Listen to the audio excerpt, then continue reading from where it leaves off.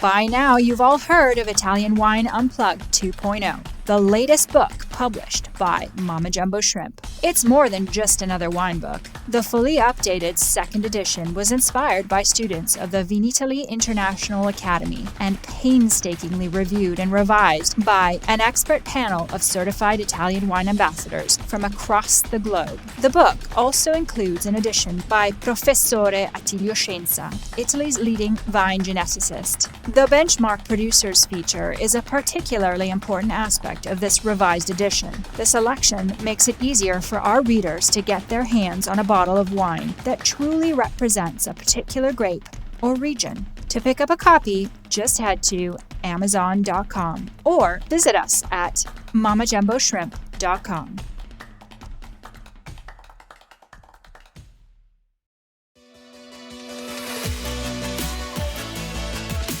For all the super wine geeks out there, we have a special new series dedicated to you. We are reading excerpts from our new edition of Italian Wine Unplugged 2.0. Wine lovers, tune in for your weekly fix only on Italian Wine Podcast. If you want to own a copy of this new must-read Italian wine textbook, just go to Amazon.com or visit us at mamajumboshrimp.com. Native, traditional, and international varieties.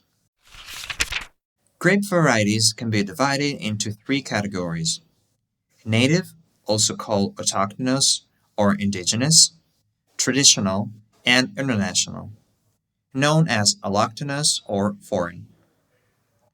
Native grape varieties are those born in a specific locality or grown there for thousands of years, rarely travel out of the place, and are not commonly found anywhere else. Fiano, for example, is a native Italian grape that originated around Lapio, a small town located east of Avellino in the Campania region. To this day, Fiano remains closely associated with the area. Varieties that originate elsewhere but become closely associated with a particular place over a long period of time can be called native. Between the native and international categories, we find traditional varieties.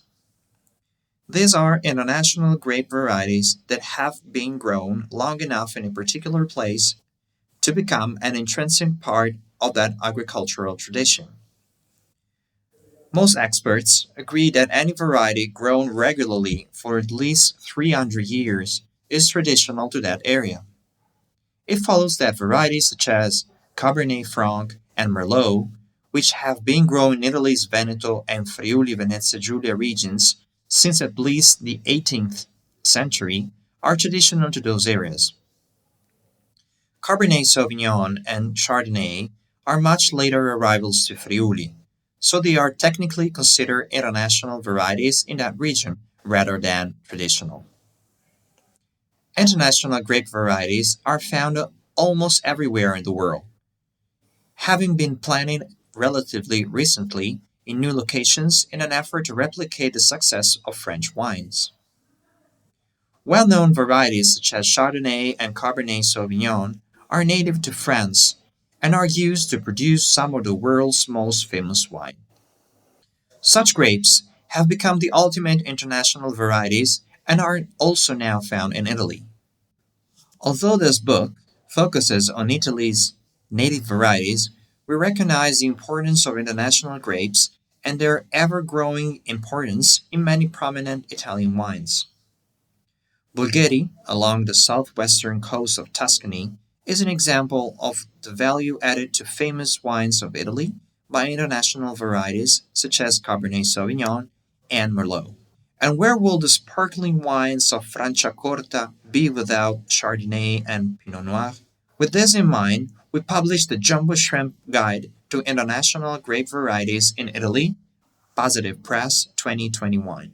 The VIA Italian Wine Ambassador course has also expanded its practical tasting sessions to include Italian wines that feature international varieties to expand and increase our students' knowledge and understanding of how these grapes function in the Italian wine sector. Grape varieties in Italy are listed in an official database called Il Registro Nazionale delle Varietà di Vite, the National Registry of Grape Varieties. Maintained by Italy's Ministry of Agriculture and updated annually, the registry contains a catalog of more than 500 varieties that have undergone a lengthy administrative process to be certified as being suitable for cultivation in certain parts of Italy. Grapes continue to be discovered or recovered in Italy, so we always suggest that serious students of Italian wine keep up to date directly with the registry. What's in a name? At first glance, the names of individual grape varieties can seem haphazard. However, there are a few linguistic clues that help decode some of the ways Italian grapes are named.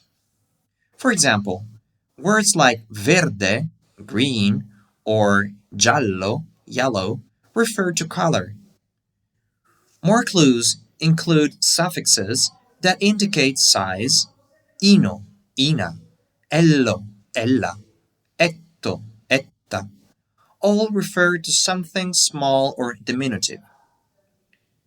Dolcetto is a good example of this, with dolce meaning sweet and the etto suffix creating a name which translates as little sweet wine. The suffix wine refers to something large. Amaroni's name stems from the word amaro, meaning bitter. Adding the suffix one creates a name that defines the wine as big and bitter wine. In general, Italian grapes can be grouped into 5 primary naming categories according to the following traits. First, category attributes, such as color, aroma, and flavor. Verdicchio, a white grape of Marche, is named for its green color, or verde in Italian. Italian Wine Podcast, brought to you by Mama Jumbo Shrimp. 2. Physical attributes, such as the shape of the grape bunch and or the berries. Pignolo is named after the shape of its grape bunch, which is similar to a pine cone, or pigna in Italian. 3. Viticultural or organoleptic characteristics of the wines made from the variety Cataratto takes its name from the Italian word cataratte, or waterfalls, a reference to the waterfall-like shape of the bunch, as well as the high yields of which this grape is capable. 4. Perceived origin of the variety. The name Malvasia is bestowed on many Italian varieties and is a reference to the Greek city of Monemvasia, an island location which is believed to be the original home of this family of grapes. 5. Names of people, saints, or other religious reference. Brie, a native grape of Aosta Valley, takes its name from the French verb to pray. Grape names are important in Italy because they directly affect wine labeling. In Italy, as in France, and other wine-producing nations, wines are labeled in a number of different ways. The following criteria are most frequently used. Focus on varietal name. Focus on the name of a specific place. Focus on a fantasy name, which can be the producer's family name or something along the lines of the name of a flower whose color resembles the color of the wine, or the name of a bird that frequents the vineyard where the grapes grown, and so on. A combination of all the above can be included on more complex labels. To emphasize the complications that can arise, consider that in Italy the names Sangiovese and Nebbiolo indicate both the name of the wines and the grape varieties they are made from. Alternatively, wines such as Brunello di Montalcino and Barolo, made with 100% Sangiovese and Nebbiolo grapes respectively, take their names from very specific areas of production. These names reflect a specific terroir in which these grapes are grown.